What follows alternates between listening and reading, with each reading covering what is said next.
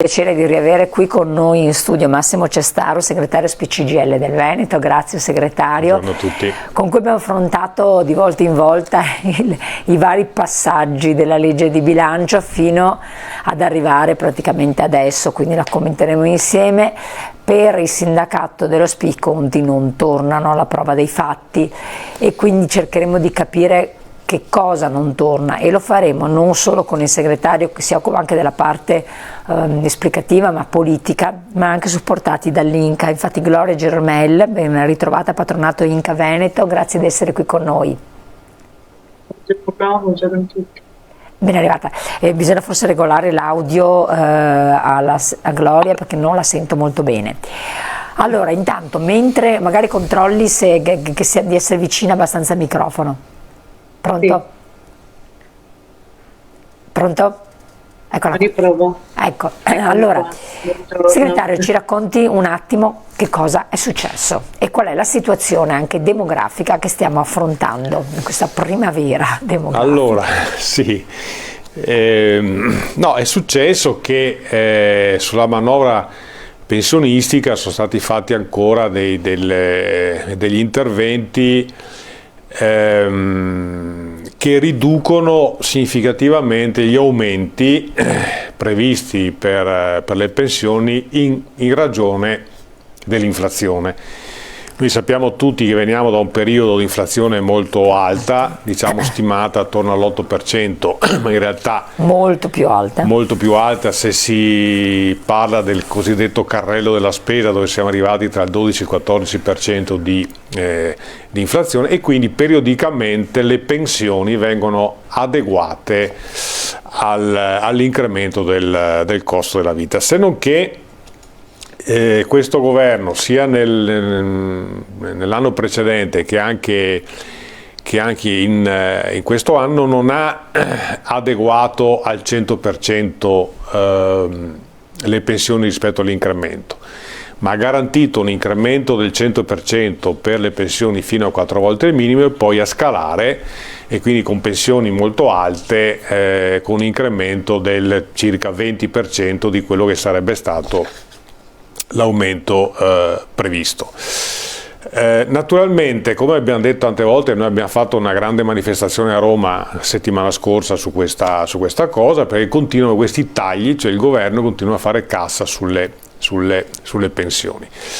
E va detto che ogni euro che il pensionato perde oggi lo perde per tutta la vita, quindi diciamo... Ma volevo chiedere, lei ha detto questa cosa, l'aveva già ripetuta. Se però interviene, siccome ogni anno intervengono con varie modifiche legislative, in finanziaria, se c'è un'altra modifica può essere che lo recuperi? Cioè se c'è qualche provvedimento... No, è proprio perso, no? Tecnicamente è perso, insomma, cioè, nel senso dovrebbe nella manovra futura applicare il 100% dell'inflazione per tutti e recuperare anche il dato pregresso, cosa che insomma escludo che possa succedere.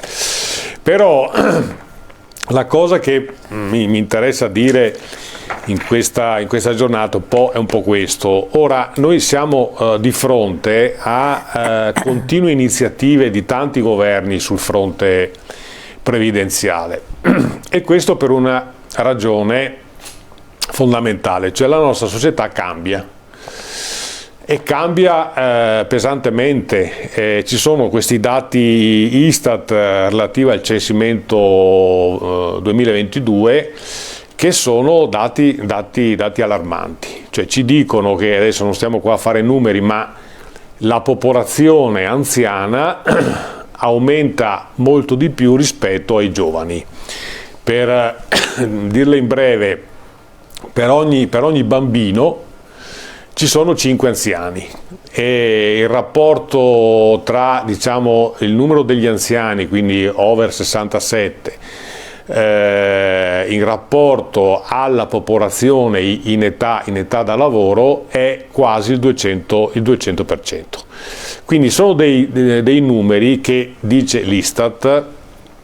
Nel 2050, il 2050 è domani mattina, tanto per capirci, salterà tutto il sistema previdenziale e assistenziale, perché perché come dice la nostra Costituzione, l'Italia è una Repubblica Democratica fondata sul lavoro, non è un'affermazione, come dice, astratta, nel senso che tutto il sistema previdenziale e assistenziale è costruito sul lavoro. E naturalmente se la popolazione attiva si riduce, aumentano gli anziani, quelli che lavorano con retribuzioni basse, abbiamo visto anche qua dati che le retribuzioni in Italia sono molto più basse rispetto alla media delle retribuzioni europee.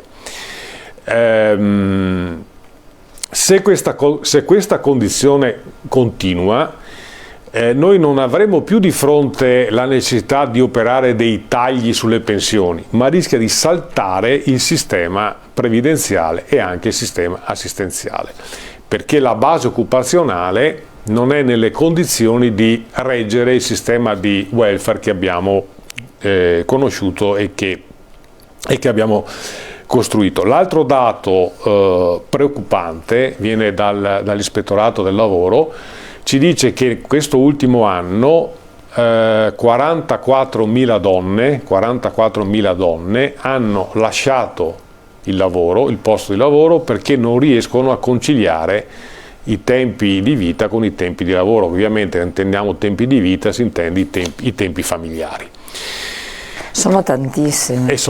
Questo la dice lunga sul fatto che non solo il paese invecchia, che in sé sarebbe un dato positivo, cioè il fatto che la vita media si allunghi non può essere considerato che un dato positivo.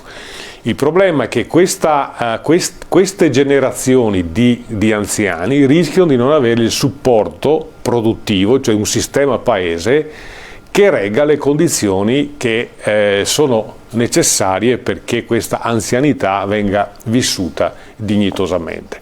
Questo è il punto. Allora, per esempio, dal punto di vista demografico, per dirla come la diceva qualcun altro, anche se ci dessimo da fare alla grande, diciamo, in queste giornate di festività, il prodotto lo vedremo almeno tra una ventina d'anni, insomma, certo. Diciamo così. Quindi, per esempio, tutta questa discussione francamente un po' assurda sull'immigrazione andrebbe rivista anche alla luce di questo aspetto. Tra l'altro noi abbiamo ormai tutte le aziende che ci dicono che hanno bisogno di manodopera, e quindi probabilmente, facendo ovviamente un'operazione intelligente di inserimento di lavoratori extracomunitari in maniera ovviamente regolare, eccetera, eccetera, certo. Quindi nessuno pensa, insomma, di sanare le irregolarità, ma insomma provare a immaginare se questa può essere una fonte importante sia per un dato elementare, diciamo così, di accoglienza e di umanità, ma anche perché, come dice, sono persone che con il loro lavoro possono garantire gli standard che in qualche modo abbiamo ottenuto fino adesso. Ci sono alcune operazioni interessanti, magari ne parleremo più avanti, di immaginare forme di formazione professionale fatte per questi lavoratori nei loro paesi di origine, con l'obiettivo di essere assunti, quindi regolarizzati, sia in termini di inserimento nel nostro paese che inserimento nei posti di lavoro, in modo tale da sconfiggere anche per questa via quelle forme vergognose di vendita delle persone. Quindi insomma ci sono alcune operazioni da fare. È evidente che se con calma e con intelligenza non si mettono mano a questi elementi, noi finiremo sempre per avere la necessità di ritoccare il sistema pensionistico.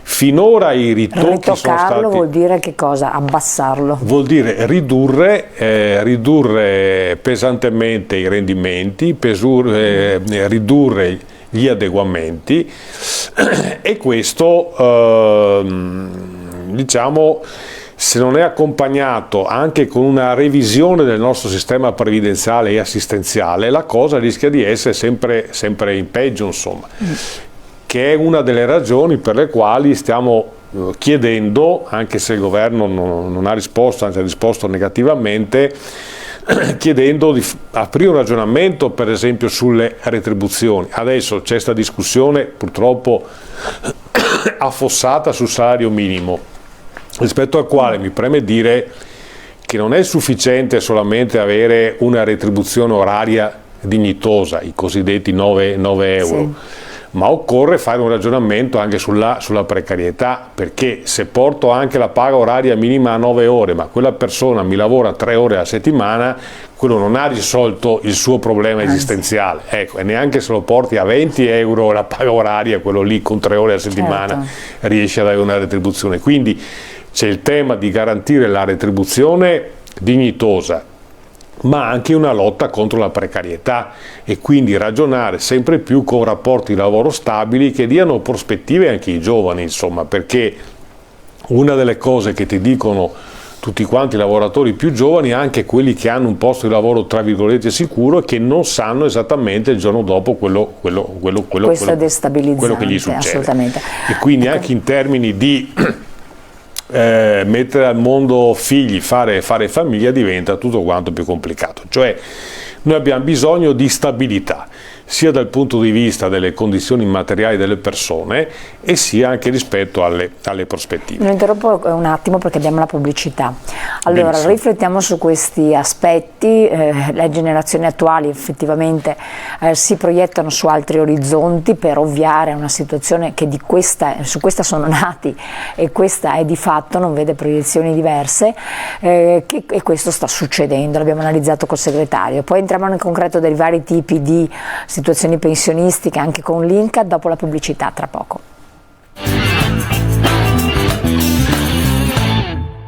Allora, torniamo a noi, segretario. La modifica delle percentuali di inflazione per la rivalutazione, che cosa vuol dire? Ecco, appunto, questo è... C'è un messaggio, ma le risorse che dovevano pagarci le pensioni, tutti in giro con reddito di cittadinanza e a fare altri lavori, tipo vendite al dettaglio per strada?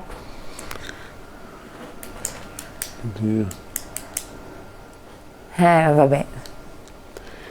Non so, beh sì, però questi elementi qua fanno parte di quel discorso che abbiamo fatto altre volte, certo, e cioè di accertamenti fiscali, eccetera, eccetera, certo, insomma, perché se non andiamo lì.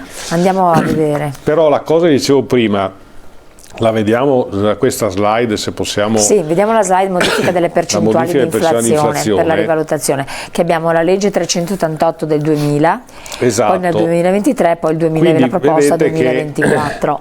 Nel 2000 governo Prodi le fasce, diciamo, erano 3, quindi fino a 4 volte il minimo l'adeguamento all'inflazione era il 100%, tra 4 e 5 volte il minimo il 90%, oltre 5 volte il minimo il 75%. Quindi anche qua c'era un decalage della percentuale in ragione alle pensioni, in rapporto alle pensioni più elevate. Però se vedete l'ultima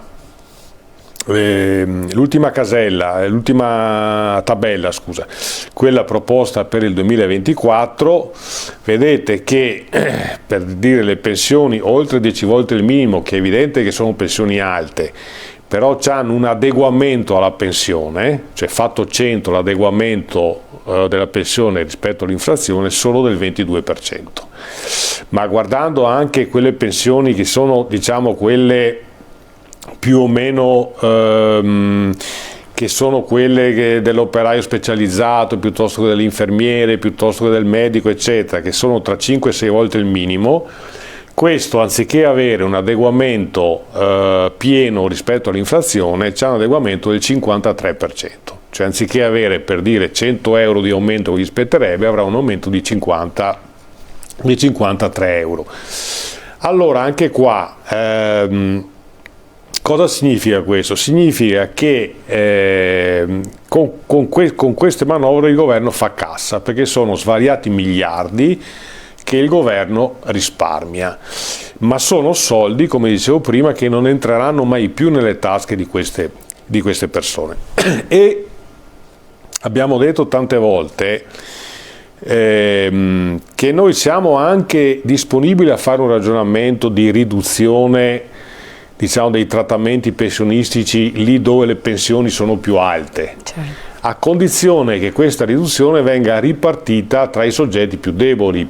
Per esempio, questa cosa sulla quale sosteniamo da tempo deve essere introdotta la pensione di garanzia per i giovani, cioè abbiamo introdotto il sistema contributivo, cioè le pensioni costruite sui contributi effettivamente versati durante tutta la vita lavorativa, ma se uno per i primi 10-15 anni della sua vita lavorativa ha lavori poveri, discontinui, contratti a termine, contratti part-time, eccetera, è evidente che il suo trattamento pensionistico risentirà di questi anni di lavoro povero o saltuario intermittente. Allora abbiamo detto, proviamo a immaginare una pensione di garanzia per questi casi, per questi giovani.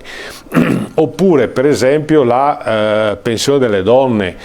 Abbiamo detto prima la difficoltà di conciliare la vita familiare con la vita lavorativa, per cui spessissimo le donne scelgono il part-time, ma non è una scelta libera, è una scelta che consente alle donne, e purtroppo in questo paese ancora quasi solo esclusivamente alle donne, di diciamo, ridurre la propria attività lavorativa per conciliarla con la famiglia. Allora anche qua, se dobbiamo fare dei risparmi sul monte pensionistico, bene, però proviamo a indirizzare questi risparmi rispetto ai soggetti più deboli, mentre invece abbiamo capito che si fa casa e basta.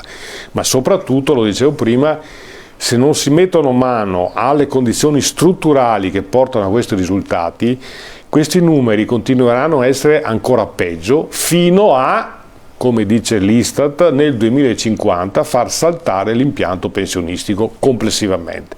E quindi è evidente che dovremmo affrontare questa cosa con un po' di preoccupazione. Assolutamente. E mi pare che le richieste che abbiamo fatto al governo di incontrarci per capire, per guardare, come si dice, più in là del nostro naso, non hanno dato nessuna risposta. E poi ci sono altri aspetti che adesso io passerei la parola. Sì, diamo la parola perché il tempo vola, dopo se no non può neanche dire nulla. Esatto. Allora prego Gloria Gelomel, che cosa avete analizzato?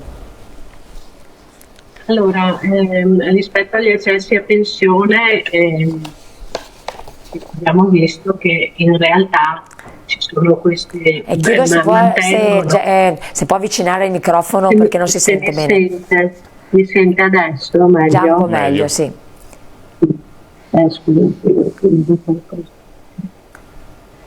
Allora, abbiamo visto che si accostano gli accessi ordinari della pensione, che sono gli accessi che poi sono stati stabiliti dalla legge Fornero, che è entrata in vigore, lo ricordo, il 1 gennaio del 2012, quindi sono già passati quasi sicuramente 12 anni, e si confermano, come per il 2023 anche per il 2024, gli accessi a pensione con la quota 103, con l'opzione donna, e viene confermata anche l'atto sociale, però ci sono delle modifiche.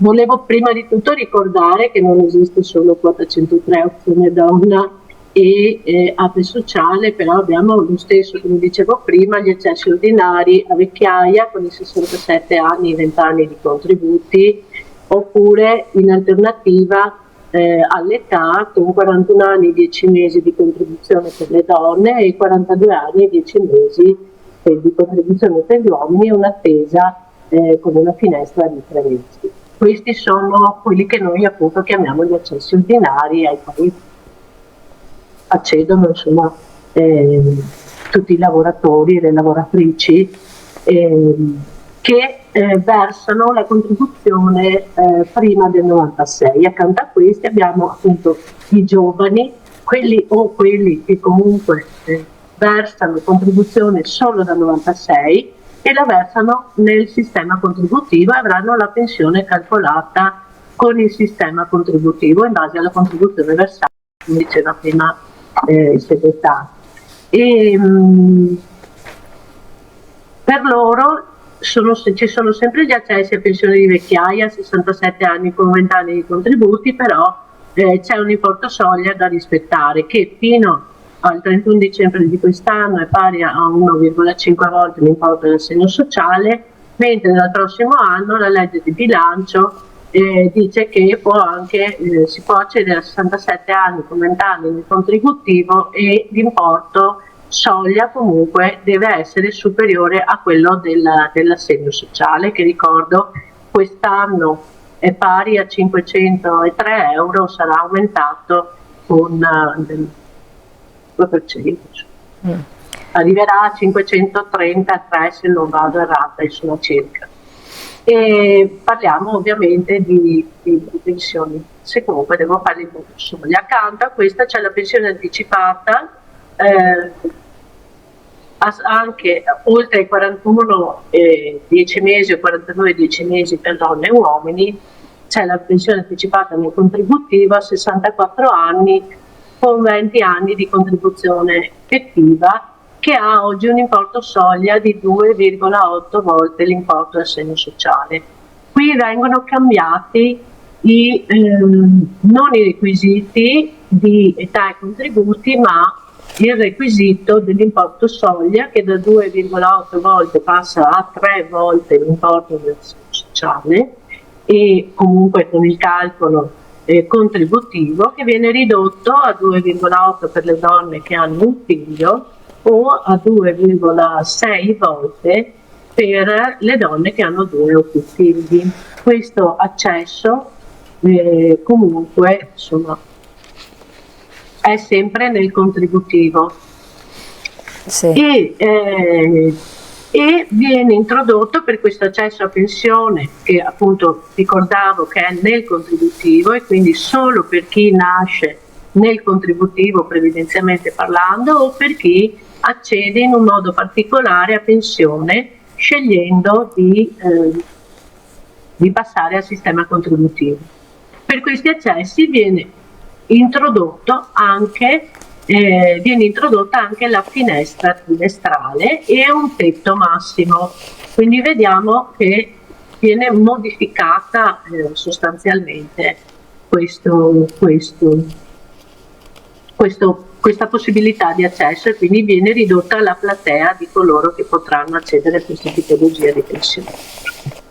E dopodiché, come ho detto prima, viene confermata la quota 103, quella che chiamiamo 103, che viene chiamata pensione anticipata flessibile, che richiede un requisito di 62 anni di età e 41 anni di contribuzione oggi. Dal 2024 viene riconfermata per i requisiti maturati entro il 2024, ma anche qui viene rivisto il metodo di calcolo, perché questa pensione sarà calcolata con il metodo contributivo, e quindi in alcuni casi porta, nella maggior parte dei casi porterà una penalizzazione sull'importo economico, e vengono aumentate anche le finestre di uscita, e quindi da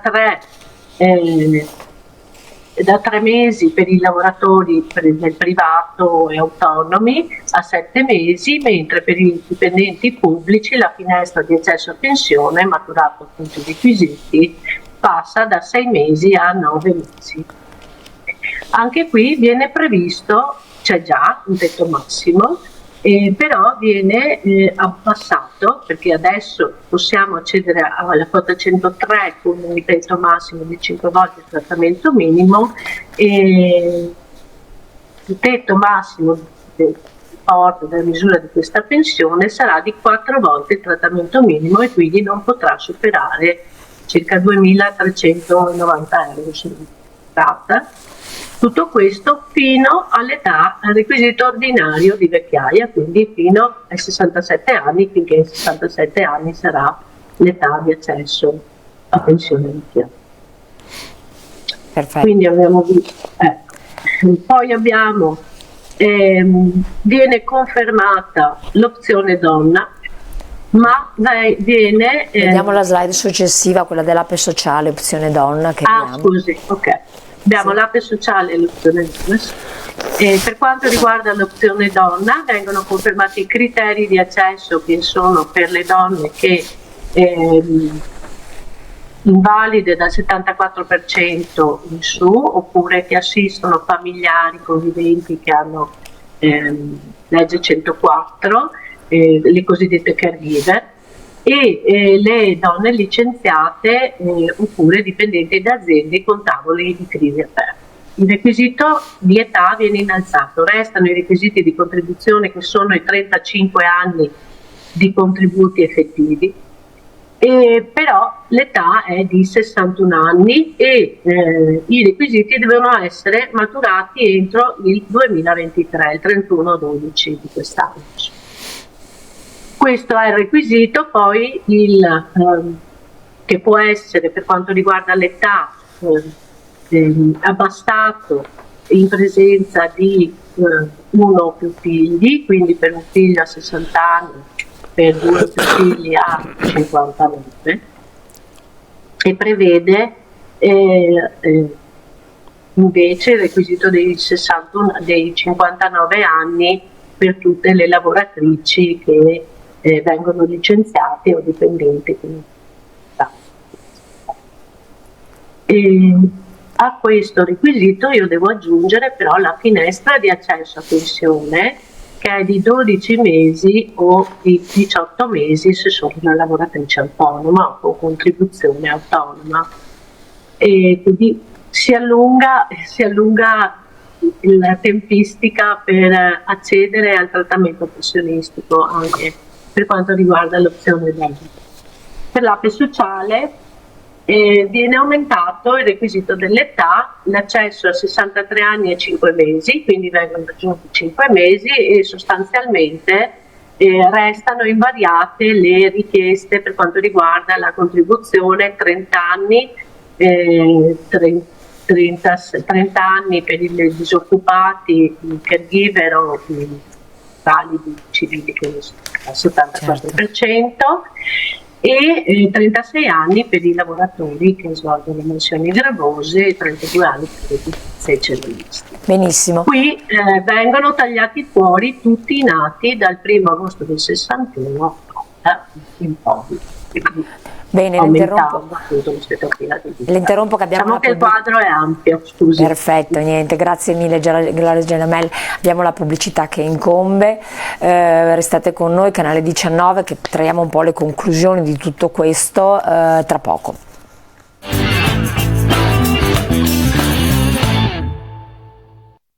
Allora segretario, prego, riprende il filo del discorso. Sì, no, beh, insomma, sono un po' questi numeri ecco un messaggio, non è possibile che dobbiamo lavorare sempre con questo incubo di non andare in pensione, non è più vivere, ed emotiva tantissimo i lavoratori, è quello che lei diceva, dopo il 2050 uno dice vabbè, non lavoro più. No, ma è esattamente così. In effetti volevo semplicemente ripuntualizzare uno degli elementi che sono stati indicati un attimo fa dalla collega dell'Inca, quando gli diceva appunto le soglie minime. Proviamo a esplicitare un po' meglio per capirci. Quei lavoratori che hanno cominciato a lavorare dopo il gennaio del 96, quindi che hanno tutto il sistema costruito solo ed esclusivamente sui contributi effettivamente versati, se cumulano, avendo 64 anni di età,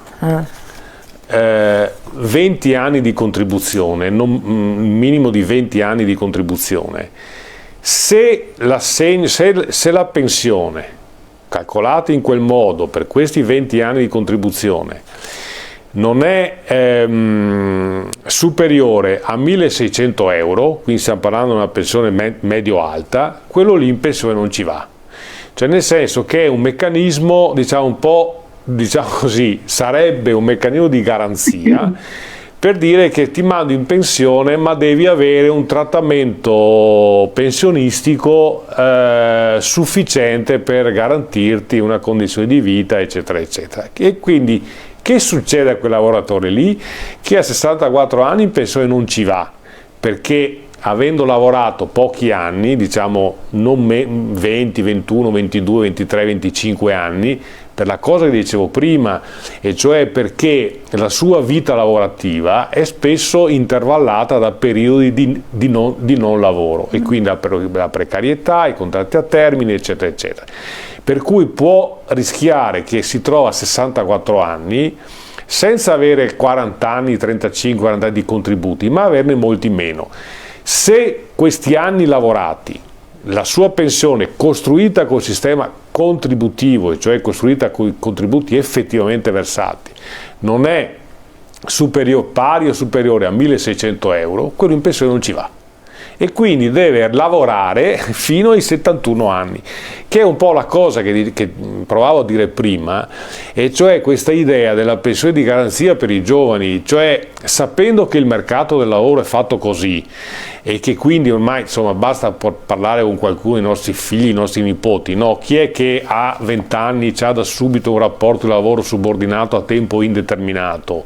Pochissimi, il più delle volte appunto sono rapporti di lavoro spesso pagati pochissimo, ma al di là di questo saltuari, intermittenti, le cose più diverse. Allora è evidente che se tu non vuoi avere da qui a qualche anno una popolazione non solamente anziana ma anche povera, perché i trattamenti pensionistici sono quelli che abbiamo visto, e se continua quel trend che dicevo prima, per cui la base produttiva si riduce sempre di più e qui non ci sono i fondi per sostenere un qualsiasi sistema previdenziale e assistenziale, tu avrai di fronte un paese disperato. Cioè, la cosa che proviamo a dire a questo governo, a questo ma anche a quelli precedenti, bisogna cominciare a guardare più in là del nostro naso, non quello che succede domani mattina perché ci sono le elezioni europee, allora facciamo tutte quante le cose dobbiamo fare, bene, male, cioè che ci sono le elezioni europee. Dobbiamo guardare da qui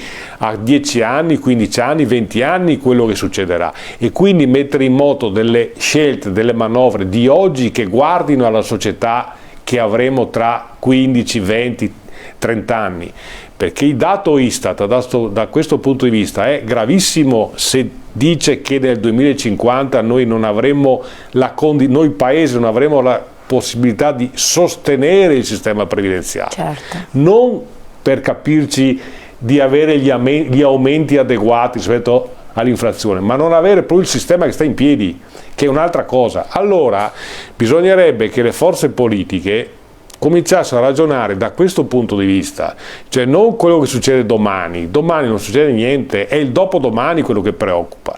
Allora questi dati qua, che noi sappiamo siamo un po' rompiscatole a fare tutti i ragionamenti sui numeretti, le virgole eccetera, però insomma diciamo è la cosa che poi le persone che ci cercano ci chiedono di sapere esattamente qual è la loro posizione, e quindi dobbiamo dire tutti quanti i numeretti. Ma il punto vero è che qua, se non c'è una radicale inversione di tendenza e quindi si allarga la base produttiva, cioè si allarga il lavoro, se non c'è questa cosa qua, e lavoro stabile, e lavoro pagato dignitosamente, se non c'è un'inversione di tendenza da questo punto di vista, noi siamo destinati ad essere un paese che ha di fronte a sé il fallimento.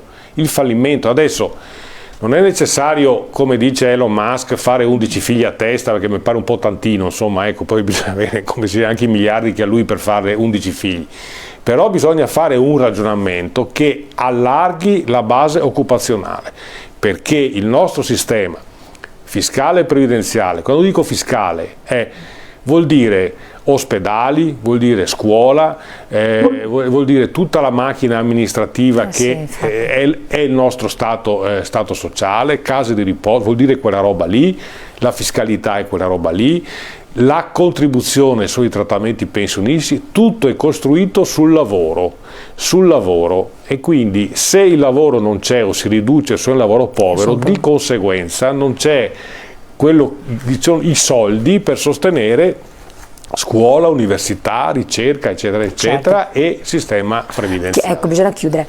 Chiedo di mettere solo in onda velocissimi le sede dell'Inca per farsi verificare la pensione, e poi guarda, ci sono arrivati anche dei messaggi che dicevano che finalmente si riesce a capire qualche cosa in modo chiaro senza discorsi di politica che non fanno comprendere nulla, però appunto ecco, queste sono le sedi, recatevi alle sedi Inca oppure alle sedi SPCGL per farvi un quadro pensionistico più, come diceva il segretario, più attendibile possibile a quello che potrà essere quando decidete di andare in pensione, se siete anche al limite, se siete prossimi, perché se manca troppo tempo tutto può ancora essere rimescolato e rimesso in gioco. Vediamo l'ultimo messaggio che citavo gentilmente dalla regia, tanto che avete visto che ci sono sedi per ogni provincia, quindi basta cercarle e si possono trovare prenotando il proprio appuntamento. Meno male si parla di pensioni future in maniera chiara, senza mettere di mezzo la politici che urlano sempre e non si capisce niente. Allora, ci sono arrivati anche altri messaggi, non abbiamo modo di leggerlo. Grazie cari telespettatori, grazie allo SPCGL Cesaro di essere stato qui con noi, grazie all'Inca, Gloria Geromel che ci ha seguito e ci ha illustrato le varie tappe sulla sede. Grazie cari telespettatori, grazie di averci seguito, buon proseguimento, buone festività naturalmente, noi ci vediamo presto, continuate a seguirci, canale 19 vi terrà compagnia. Grazie.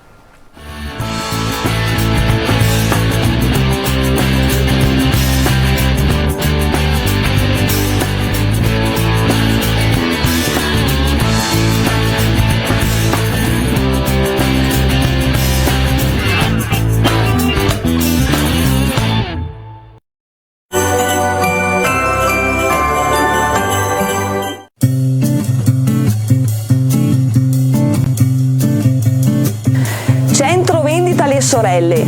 Ci trovate a metà strada tra Ravenna e Venezia, un'azienda a carattere familiare con più di 40 anni di esperienza. All'interno troverete più di 4.000 capi con la collezione autunno-inverno 2023-2024. Abbiamo all'interno tutta la nostra pelle, tutti i nostri capi ecologici, tutti i nostri piumini e tutti i nostri tessuti. Vi ricordo di chiamarci per avere tutte le informazioni che vi servono. Siamo un'azienda a carattere familiare, ci trovate limpidi perché all'interno del negozio voi trovate